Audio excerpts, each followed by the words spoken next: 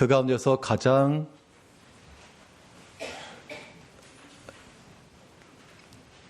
마음에 드는, 가장 은혜 받은 한 구절을 택해봐라 그러면 사람마다 다 다르시겠죠.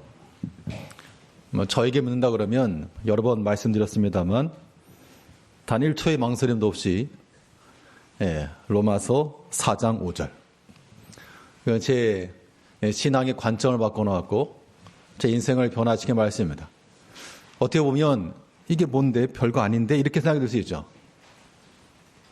이를 아니할지라도 경건하지 아니한 자를 의롭다 하신 이를 믿는 자에게는 그의 믿음을 의로 여기시나니. 그닥 은혜스러워 보이는 말씀은 아닌데, 그런데 하나 앞에 내가 어떻게 구원을 받는가?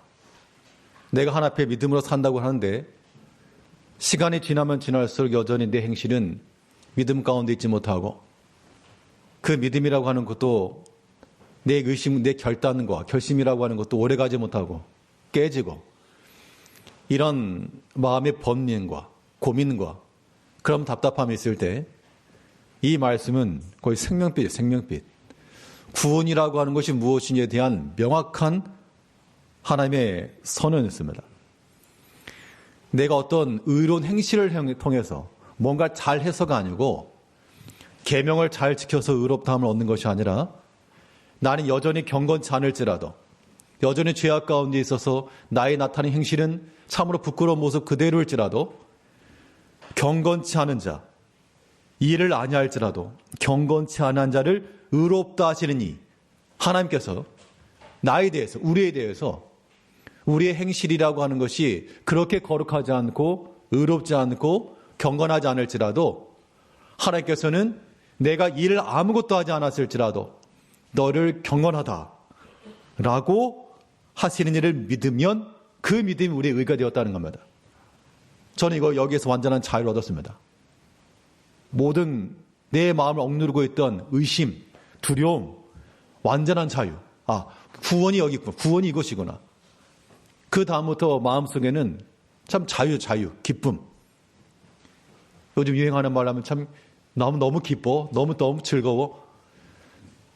우리 구원이라고 하는 것은요, 우리 성도님들 마찬가지인데, 물론 다 그런 경험도 있으시겠지만, 하나님 앞에서 내가 구원받았다라고 하는 그런 감격, 그 넘치는 즐거움, 이것 없이 우리 신앙생활이라고 하는 것은 참 마른 수건 짜는 것도 같은 거예요. 누가 시켜서 하는 거 아니고, 억지로 하는 거 아니고, 참으로 즐거운 마음으로, 단마음으로 행하시려면 내가 하나 앞에 구원받았다라고 하는 것이 확실해야 되고요. 그 구원이 우리 마음 가운데서 명확해져야 됩니다. 우리 믿는 믿음의 도리가 무엇인지를 우리가 아셔야 되는데, 이런 질문들을 들을 때가 있습니다. 교회가 왜 이렇게 종류가 많아요? 장로교는 뭐고, 감리교는 뭐고, 성결교는 뭐고, 침례교는 뭐고, 그런 차이가 뭐예요? 라고 이렇게 물으시는 분들이 계십니다. 물론 여기 계신 분들도 그러게 뭔 차이래? 이렇게 생각하시는 분이 계실 텐데, 그런 이 개신교파의 차이라고 하는 것은 여러 가지 정치적 형태라든지 외적 형태도 있지만, 가장 근본적인, 이러한 이 계파가 생기게 되었던 가장 근본적인 원인은 바로 이 구원론에 있습니다. 이 개신교라고 하는 것이 이 종교개혁으로 인해서 나타난 것이죠. 그 종교개혁 이후 나타난 그 교회에서 여러 가지 반론들이 일어났고, 그 반론에 대한 재반론으로 신학적 정립이 되는데, 결과적으로 장로교요, 감리교요, 이 모든 구분의 차이점은, 우린 지금 장로교니까요, 이 장로교와 구별해서 다른 이 개신교들의 교파들의 특징이라고 하는 것은 결국 우리가 무엇을 믿고 있는가를 명확히 알 때 확인할 수 있는 겁니다. 그리고 보통 오늘 나눴던 자료를 보게 되면 칼빈의 5대 교리 이렇게 표현해놨는데, 칼빈의 5대 교리라고 하는 것은 칼빈이 만든 건 절대 아닙니다. 내가 이제부터 5대 교리를 만들어야지 하고 만든 게 아니고, 이게 그것이 시대적 상황에서 나온 하나의 교리인데, 종교개혁 이후 이 칼빈이 제네바에 하나님의 절대 주권과 하나님의 예정이라고 하는 것을 가지고 그 도시를 다스렸습니다. 성경 정치죠. 성경 정치. 말 그대로 하나님 말씀에 따라 단지 교회에서만 아니라 그 사회를 지배하는 성경의 원리에 따라 정치하던 그런 때가 있었다는 겁니다. 그래서 그 당시 하나님의 절대 주권 또 하나님의 예정이라고 하는 교리를 가지고 나갔는데 문제는 이제 네덜란드 지역에서 이 코른헤르트라고 하는 사람이 이 주권, 하나님의 절대 주권, 하나님의 예정이라고 하는 교리에 반기를 들었습니다. 그래서 이 칼빈주의에 반박을 하면서 5가지의 반대하는 논리를 폈습니다. 그 반대의 5가지가 무엇이었는가 하면 자율적으로 구원 얻을 수 있다. 사람이 완전 타락한 게 아니기 때문에 자율적으로 구원 얻을 수 있다. 이 말의 의미는 무엇인가 하면 우리 학생들한테 한번 질문 던져볼게요. 우리가 구원 얻는 거는 어떻게 구원을 받습니까? 네, 우리 예수님을 믿어서 구원 받잖아요. 그럼 예수님이 전파되지 않았던 시기, 이를테면 우리 민족의 영웅 이순신 장군님은 구원을 받았을까요? 못 받았을까요? 이순신 장군님. 하다못해 우리 민족적으로 유명하다라고 하는 사람들, 그런 사람들은 그럼 어떻게 구원받아요? 라는 질문 충분히 있거든요. 저도 그런 질문 했었었고 학생 시절에. 이해가 안 되니까. 그러면 옛날에 있던 사람 어떻게 구원받아? 말이 안 되지. 라고 하는 그런 부분에 대해서 그러니까 이러한 이 자율 구원론을 말하게 되면 사람 완전히 타락하지 않았기 때문에 어느 정도 구원에 이를 수 있는 여지가 있다. 사람에게 있는 그런 자유의지가 있기 때문에 그 자유의지를 통해서 구원에 이를 수 있다라고 말한 그러한 논리가 가능하다는 겁니다. 상당히 매력적이잖아요. 어떻게 보면 그렇네. 또 기독교 교리에 대해서 약간의 반감을 갖고 있거나 논리적이지 않다라고 생각하는 사람에게는 상당히 어필할 수 있다는 겁니다. 그리고 하나님의 이 조건 선택, 만인 구원, 어느 일부분만 구원한 게 아니라 만인 구원했다. 그래야지 우리 전도를 하더라도 다 전도를 하지 어느 일부분만 구원했다 그러면 말이 되느냐. 그리고 우리가 구원받다 하더라도 궁극적으로 구원 따놓은 당상이 아니라 이 구원 또한 실패할 수도 있다라고 하는 이런 5가지의 항론을 제출했습니다. 그 당시 하나님의 절대 주권과 또 예정이라고 하는 교리를 가지고 그 나라의 질서를 움직였던 그곳에서 이 항론이 들어오니까 여기에 반박을 하게 됐습니다. 그래서 칼빈의 제자였던 베자라는 사람이 화란신학교 교수였던 알미니우스라는 사람을 초빙해가지고 이 코른헤르트라는 사람이 이런 항론을 냈는데 좀 살펴보고 반론을 좀 해주시오. 근데 알미니우스가 그 반박문을 보고 반박한 게 아니고 감동을 받은 겁니다. 그렇구나. 하나님의 절대주권, 예정, 이거 약간 문제가 있구나. 라고 하면서 이제 칼빈주의에 대한 반론을 하게 되었습니다. 그래서 알미니우스가 죽은 후 1년 뒤 이 알미니안을 추동하던 사람들이 5개 항론을 가지고 제출을 하였고, 이 정부와 교회에서는 이 반론된 사상이 들어왔으니까 이걸 처리를 해야 돼서, 그래서 이 문제를 해결하기 위해서 도르트라고 하는 지역에서 종교회의를 갖습니다. 그것이 이제 도르트 종교회의라고 하는 것인데, 이 도르트 종교회의는 우리 장로교의 표준 문서라고 알려진 이 웨스트민스터 신앙고백서가 작성되기 한 30년 전쯤인데, 그 웨스트민스터 신앙고백서의 기본이 되는 그런 내용이었습니다. 이 도르트회에서 약 7개월간의 그러한 논의 끝에 그 5개의 학문, 5개의 학론에 대해서 하나하나 반박하는 그러한 반론에 대한 반론을 냈는데, 그것이 바로 우리가 오늘날 말하는 칼빈주의 5대 교리라고 하는 겁니다. 그 첫 글자를 따가지고 TULIP, 튤립 이렇게 말하는데, 네덜란드에서 유명한 꽃이 또 튤립이죠. 그래서 이렇게 기억하곤 합니다. 자, 그러면 이 교리 자체를 알려고 하는 게 아니라 우리가 믿는 도리가 무엇인지를 명확히 알아야 우리가 반론할 수도 있고 설명할 수 있는 겁니다. 이거 보면 그 칼빈의 개인의 단독인 교리가 아니고 이미 예수님께 전하셨던 그 제자들을 통해서 이루었던 말씀이고, 또한 어거스틴을 통해서 이루었던 말씀이고요.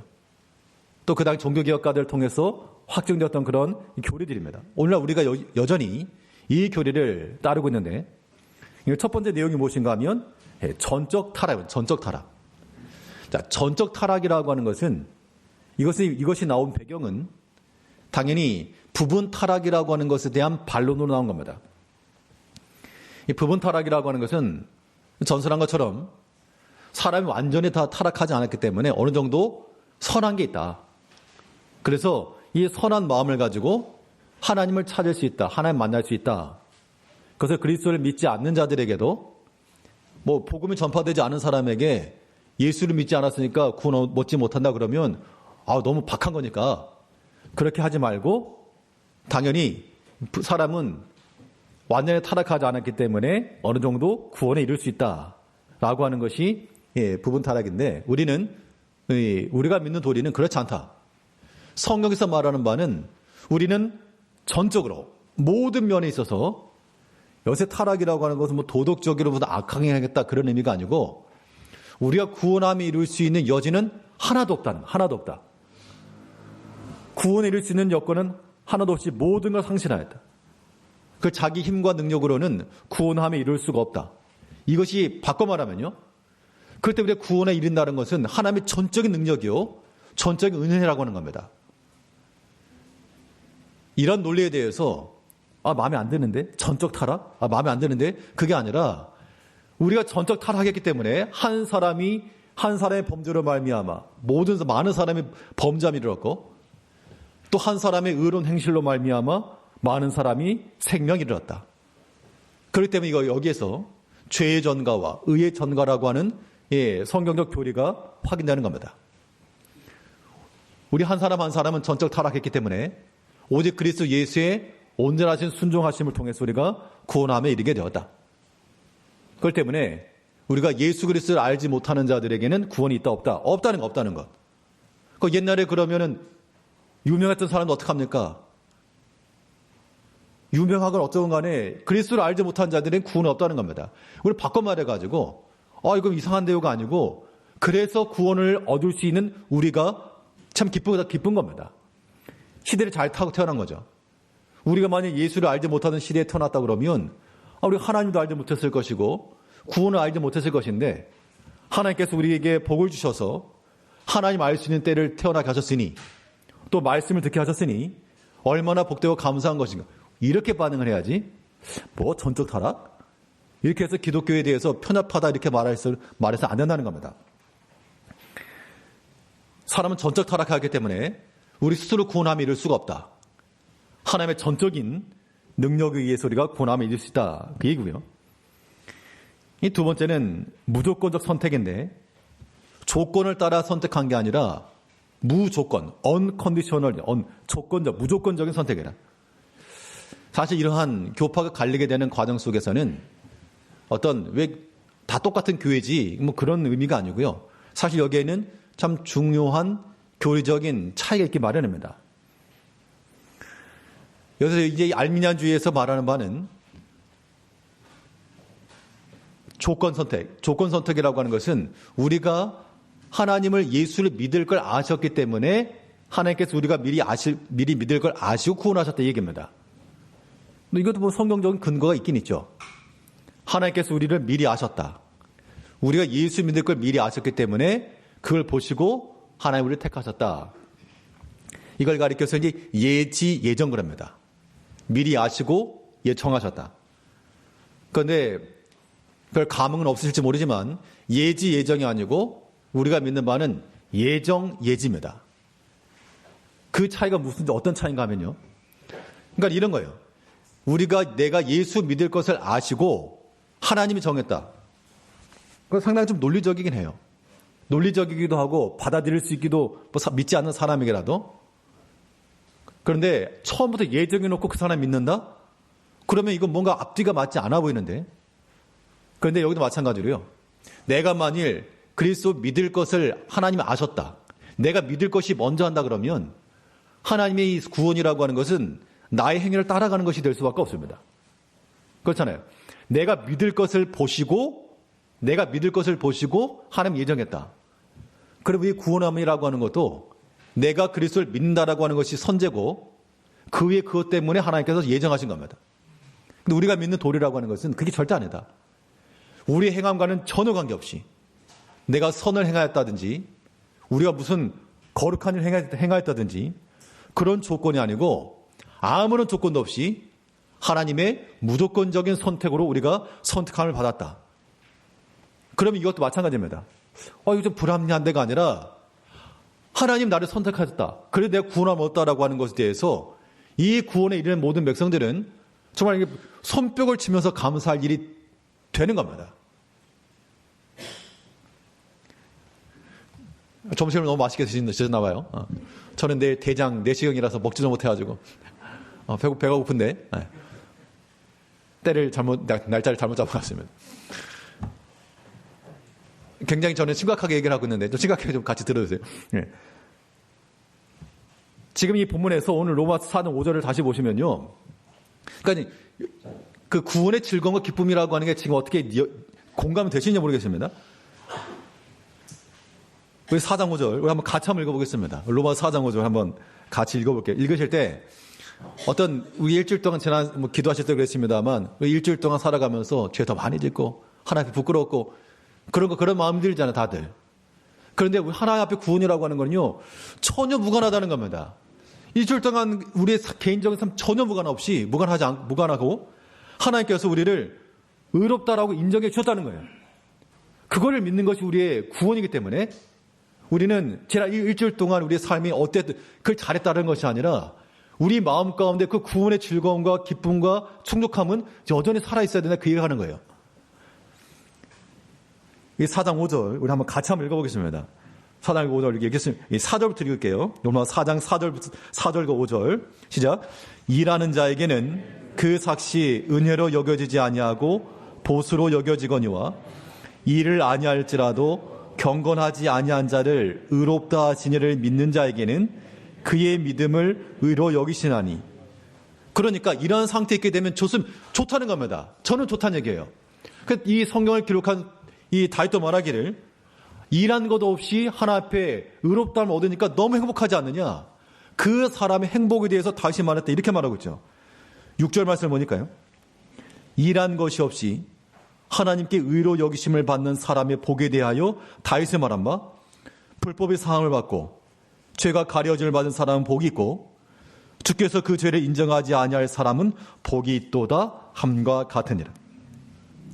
그러니까 일한 것이 없이 하나님께 의로 여기심을 받았다라고 하는 것에 대한 믿음 있는 사람은 그 사람의 복에 대해, 우리 개역 한글 성경에서는 그 사람의 행복에 대하여 이렇게 말해요. 행복. 그러니까 내가 정말 일한 것이 없지만 경건치 않은 나를 하나님께서 의롭다라고 인정해 주시는 것을 단순히 믿는 그것만으로도 내가 하나님 앞에 의로운 자가 된다. 이 얼마나 이거 감사 땡큐인가. 이것이 우리가 믿는 믿음의 도요 구원입니다. 어렵지 않다는 겁니다. 하나님의 구원이 어려운 것이 아니고 단순한 것이고 감사한 것이라는 얘기예요. 그때 이 구원을 깨달은 자들은 6절 말씀 그대로예요. 내 모든 죄의 불법함 가리우심을 받고 이건 복된 거구나. 행복인 거구나. 여기에 공감을 가지고 우리가 하나님 앞에 나가는 겁니다. 무조건적 선택이라고 하는 것에 대해서도 하나님이 그런 데가 아니라요. 하나님 앞에 우리는 정말 진심으로 감사하는 겁니다. 이게 믿음 구원받은 하나님의 백성의 지극히 당연한 모습입니다. 여기다 비판적 시각을 가지고 나는 그런 하나님 못 믿겠다. 어쩔 수 없죠. 그거는. 아무리 항변하고 논리를 댄다 해도 성경에서 말하는 바는 이 구원은 오직 전적 하나님께 있고 사람의 노력과 사람의 의는 하나도 없다. 그래서 복음이요. 그래서 기쁜 겁니다. 그러니까 감사한 거죠. 세 번째는 제한적 속죄인데, 그러니까 모든 사람을 만인 구원에 대한 반론입니다. 이것도 마찬가지로 논리적이지 못하죠. 그럼 전도를 왜 합니까? 전도를 왜 해요? 이 세상 모든 사람에게 다 구원이 전파돼야 되니까 이 사람 저 사람 전하는 거지. 제한된 사람에게만 구원 온다 그러면 전도를 왜 합니까? 라고 말할 수 있죠. 그러나 하나님의 예정이라고 하는 하나님의 선택이라고 하는 것은 이중 예정으로 우리가 이해하는 바는 하나님의 구원받을 자를 하나님께 택하셨고 또 하나님께서 심판받을 자를 택하셨다는 겁니다. 이거 억울한 것이 아니고 그 구원함 이르는 자들에 대한 무한한 감사와 얼마나 마음이 안돕니까? 그래서 구원받았다는 것이 얼마나 귀한 것인가 라고 하는 것을 우리가 알아야 되는 거예요. 그럼 제한 속죄라고 하는 것이 하나님의 능력이 약한가? 그렇지 않습니다. 그리스도의 구원이라고 하는 것은 천하 모든 인류를 다 구원하고도 남을 하나님의 능력이기 때문에 우리는 누가 구원 얻을지 모르잖아요. 그래서 우리는 구원함을 받은 백성으로서 그 하나님의 능력과 그리스도의 구원을 전하는 겁니다. 그러나 아무리 믿고 싶어도 믿지 못하는 사람이 있고 또 전혀 믿을 것 같지 않지만 믿는 사람이 있다. 그런 얘기죠. 우리가 하나님 앞에 택함을 받은 사람들입니다. 이런 걸 생각하게 되면 우리가 어떤 일에 있어서 뭔가 어떤 뽑기를 해가지고 선택을 받았다. 행운권 추첨해가지고 선택되신 분들 축하드리고 이번에 전 뽑히지 않았습니다. 손이 안 좋아지고. 그러면 우리가 어떤 일에 대해서 선택함을 받았다. 그럼 선택받은 사람이 왜 저 사람 선택받지 못했어요? 왜 저 사람 상품 안 줘요? 그렇게 말하는 사람 없죠? 이번에 상품 받으신 분들 한번 손 들어보세요. 상품 못 받은 사람 보고 불쌍해가지고 왜 저 사람 안 줍니까? 그렇게 말씀하신 분 한 분도 안 계실 겁니다. 내가 받는 것이 감사한 거지. 하나님의 구원이 그와 같다는 겁니다. 하나님께 비난이 돌아갈 게 절대 아니고 다 죄악 가운데 있었고 다 사망 가운데 있었는데 그 가운데서 우리를 하나님께서 택정하셔서 구원해 주셨다. 그 제한된 소수에 들었다라고 하는 것에 대해서 우리는 하나님 앞에 참으로 감사하는 마음을 가지고 사는 겁니다. 구원의 즐거움과 만족함이 있어야 돼요. 이것 없이 그냥 교회 생활한다라고 하는 것, 이거 정말 고문과도 같은 것이 될 겁니다. 하나님 우리를 구원하신 것은 참으로 세상 많은 사람들 가운데서 하나님께서 비록 소수이지만 우리를 제한적으로 택해 주셨다. 이 제한된 속죄가 우리가 믿는 바고요. 넷째는 이 불가항력적 은혜라 그러는데 불가항력적이라고 하는 건 거절할 수 없다 그 얘기입니다. 하나님께서 우리를 택해가지고 아무개 오너라 불렀는데 우리가 만일 저 싫은데요? 저 안 갈 건데요? 그럼 어떡합니까? 라고 하는 그런 질문들이죠. 그러니까 논리적으로는 충분히 타당하다는 겁니다. 하나님께 선택을 했는데 우리가 안 가요. 싫어요. 그렇게 되면 하나님의 예정은 무슨 의미가 있는가? 라고 하는 것에 대해서요. 구원이라고 하는 것은 하나님의 효과적인 사역의 결과라. 즉 하나님의 부르심이라고 하는 것은 그 부르심에 거절하는 것이 아니라 그 부르심에 대해서 응답하는 것까지 포함된 부르심이라는 겁니다. 유효적 부르심이라고 말하는데 그래서 우리가 하나님 앞에 선택함을 받은 자들은 또 싫어요 안 가요 그럴 수 없고 하나님 앞에 다 나오게 되는 겁니다. 그런 의미에서요. 우리가 우리 믿음의 형제들 혹은 자녀들 믿음 생활하다가 떠난 그 자녀들에 대해서 지속적으로 기도해 줄 것은 그들이 만일 하나님의 부름받은 자들이라 그러면 싫어요 하고 계속 나갈 수가 없다고요. 반드시 불가항력적이기 때문에 하나님께로 돌아오게 되어 있습니다. 근데 그 돌아오게 되는데 그 돌아온 시기가 너무 멀다든지 아니면 큰 시험과 하나님의 큰 진노하심의 결과로 돌아오게 된다 그러면 그게 이제 안타까운 거죠. 그럴 때 우리가 그런 믿음의 자녀들, 형제들을 위해서 기도해 줄 일은 바로 거기 있습니다. 교회 오라오라 해서 올 수 있는 건 아닌데 하나님께서 예정하시고 하나님의 구원이 임한 백성이면 반드시 돌아오긴 돌아올 것인데 그런데 그 시간이 멀어지지 않도록 또 하나님의 그런 무서운 진노의 손이 임하기 전에 돌아올 수 있도록 우리가 사랑하는 마음을 가지고 우리가 아끼는 마음을 가지고 기도를 해줘야 됩니다. 그렇기 때문에 우리가 하나님 앞에 이를 때 이름에 있어서 우리가 이 말씀에 대해서는 거절하는 것을 우리가 거절해야 됩니다. 거절하는 것을 거절해야 됩니다. 하나님의 말씀에 대해서는 언제든지 이해하고 아니라 함이 아니요. 언제든지 그리스도는 하나님 앞에서 언제나 예만 되었다라고 했는데 우리가 하나님의 말씀에 대해서 언제나 이해하고 나갈 수 있는 우리가 되어 마땅합니다. 그리고 마지막으로 이 성도의 견인. 견인 그러면 무슨 견인차가 생각나기 쉬운데 말 그대로 맞습니다. 궁극적 구원이라고 하는 것인데 구원이라고 하는 것은 실패할 수 있다라고 하는 것에 대한 그러한 이 반론입니다. 하나님의 그런 선택은 인간의 행위에 대해서 무효화될 수 없고 하나님의 구원이라고 하는 것은 취소될 수가 없다라고 하는 것인데요.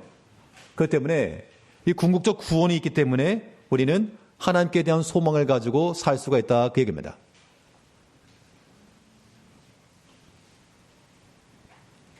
우리 구원이라고 하는 것은 하나 이야기 속에서만 존재하는 것이 아니고 우리 실제 삶이 되어야 됩니다. 하나님께서 나를 구원하셨다.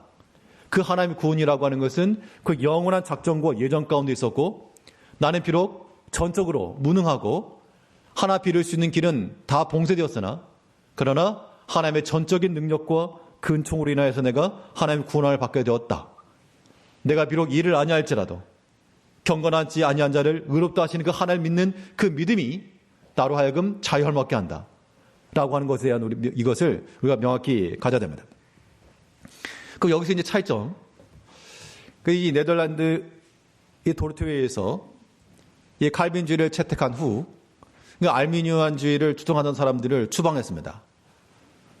이 사람들이 이제 추방당하기 때문에 그 안에서 수정된 교리를 가지고 사는 사람들이 있었고 이 일부들이 이제 영국으로 건너가지고 거기서 이제 웨슬리가 그 사람들을 만나면서 거기서 이제 감리교가 창시됩니다. 감리교라고 하는 그 특징은 그 메소드라고 하는 게 방법이죠, 방법. 그러니까 단지 믿는다. 그것만 아니라 그걸 믿었으면 어떻게 우리가 좀 더 구원을 실천하고 그리스도의 사랑을 실천할 것인가. 이 방법론적인 걸 좀 더 모색한다는 겁니다. 그런데 약간이 좀 더 사회적이고 진보적인 거 있죠. 그러니까 교회적으로는 뭐 정치 활동도 하지 말고 사회 활동도 하지 말고 보통 그러잖아요. 근데 이제 그게 아니고 여러 가지 방법들을 써가지고 사회적인 측면에서나 이런 측면으로 좀 더 진보하게 된 그런 사상을 가지게 되었습니다. 침례교도 마찬가지고요. 물론 침례교라고 하는 것은 이제 세례에 있어서의 완전한 물에 담그는 침례, 그리고 유아 세례 인정하지 않는 뭐 그런 것들이 특징이긴 하지만 이러한 약간 진보적인 이런 것들이 하나의 특징입니다. 그리고 거기서 약간 더 나아가 신유의 은사까지 나가는 것, 좀 더 진보적인 것이 이제 성결교고요. 거기서 좀 더 극단으로 나가게 되면 성령 체험을 주장하는 것이 오순절 계통인데 우리가 뭐 순복음 교회라고 말하는 겁니다. 그런데 여기서 한 가지 드리고 싶은 말씀이 뭔가 하면 물론 이제 다음에 뭐 천주교에 관계해서 말씀드리겠습니다만 그러면 우리만 옳고 다른 사람 다 틀렸냐? 그렇게 생각할 건 아닙니다. 물론 그 교리 근본을 보게 되면 확연한 그런 교리적 차이가 있어서 우리가 타협할 수 있는 부분은 전혀 없는데 그런데 이거는 그 당시에 분열되었을 때 당시고 사실상 지금은 뭐 감리교, 침례교라 그래도요 이런 하나님 절대 주권과 예정 이런 칼빈주의를 수용하는 데가 많이 있습니다. 또 내가 아는 사람 감리교인인데 우리랑 별 차이 없던데요? 똑같던데요? 그렇게 말하는 거는 그 친구분도 그럴 겁니다. 내가 아는 사람 장로교인데 우리랑 별 다를 거 없던데요? 둘 다 제대로 모르기 때문에 그런 말이 하는 것이고 또 사실은 오늘날은 이 개신교가 분파되었던 그 당시의 교리적 상황처럼 그걸 아주 엄격하게 구별되지 않기 때문에 오늘날에는 뭐 감리교고 침례교다 해서 적대시한다 그럴 필요도 없습니다. 우리가 알고 우리가 믿는 믿음의 도리를 명확히 알고 또 우리가 어떤 반론하거나 설명하거나 적용할 부분을 우리가 알고 이야기하면 되는 것이죠. 오늘 다 그리스도 안에서의 한 지체로 우리는 봐야 됩니다. 그런 의미에서 우리가 그리스도 안에서 우리가 받은 구원을 우리가 귀하게 여기시고 또 이 구령의 열정인 겁니다. 제대로 알지 못한 것을 알고 있을 때 좀 더 나가 이제 이단에 속한 자들에도 마찬가지인데요. 우리가 명확한 그리스도의 도를 알고 거기에 해당하지 못한 자들에게 사명감을 가지고 복음을 전하는 자들이 되어야 한다는 겁니다. 뭐 칼빈주의 5대 교리라 그래서 뭐 복잡해 보이긴 하지만 이미 우리가 이미 다 알고 있는 가장 기초적인 것들입니다. 이 기초적인 이 교리들이 우리 삶 가운데서 명확한 그러한 이 기준점이 되어야 됩니다. 질문 하나 던지고 마칠게요. 자, 구원은 받으셨습니까? 구원 받으셨잖아요. 구원 받았죠? 그러면 구원받은 여러분 성도님들의 심령 상태가 어떻습니까? 1번 화남, 2번 화남. 구원받은 성도들의 마음속에는 하나님으로 인한 그런 즐거움과 만족과 감사가 있어야 돼요. 내 행위, 내 여러 가지 조건, 삶, 이것 때문에 해가지고 인상 찌푸려지고 사는 거, 물론 우리 삶의 현실이긴 한데 거기에 완전히 짓눌리지 않고 여전히 우리 마음은 하나님으로 인한 그런 평안과 큰 감사와 넘치는 즐거움이 있어야 된다는 겁니다. 이게 구원받은 주의 백성들의 특징이에요. 이제 한 주 동안 살아가시면서 오늘 말씀 묵상하면서요. 일을 안 해야 할지라도 그렇다 이것이 내가 죄를 짓는 어떤 정당한 도구가 될 수 없습니다. 하나님의 심판이 임합니다. 비록 내가 일을 안 해야 할지라도 난 여전히 경건하지 않을지라도 나를 의롭다고 말씀하신 그 하나님을 우리가 믿고 그 앞에 지극히 감사하는 마음을 가지고 그러한 믿음의 행복을 가지고 살아가시는 그런 모든 우리 성도님들 되시길 바라겠습니다. 기도하겠습니다. 우리를 죄악 가운데